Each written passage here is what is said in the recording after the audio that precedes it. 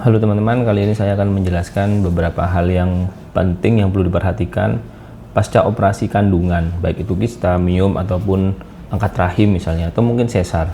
Secara umum, perawatannya tidak berbeda jauh, kecuali ada perhatian khusus, misalnya keganasan, mungkin perlu perhatian khusus, tapi ini kasus-kasus yang jinak yang non-keganasan. Nah, beberapa hal yang perlu diperhatikan pada perawatan pasca operasi itu yang pertama adalah gizi, ya.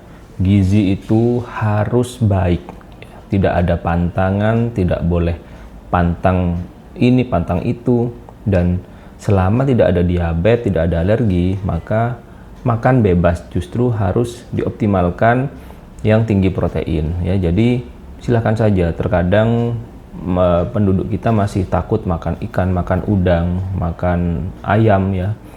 Bahkan ada yang takut minum air terlalu banyak karena khawatir lukanya katanya basah atau bernanah.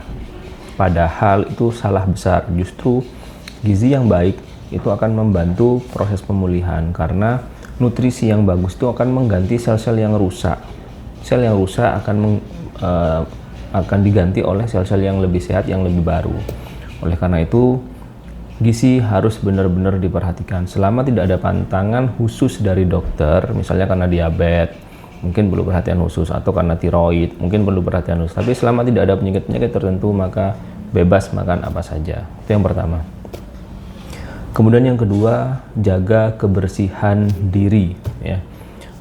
Luka pasca operasi itu cenderung bengkak, kadang-kadang ada masih sisa darah, sisa berair, dan sangat-sangat rentan sekali terjadinya infeksi dari luar kalau kita tidak menjaga kebersihan.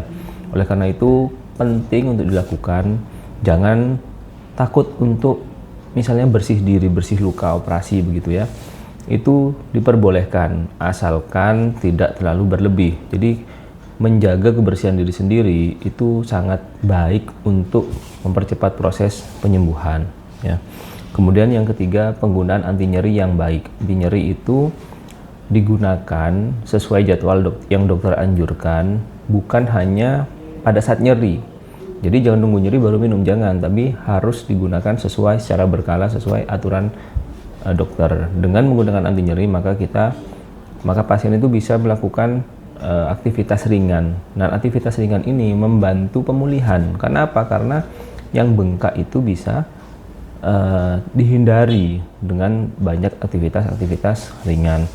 Kemudian lakukan mobilisasi atau bergerak yang cukup, ya, yang tidak terlalu berat, tapi juga tidak terlalu berlebihan aktivitasnya.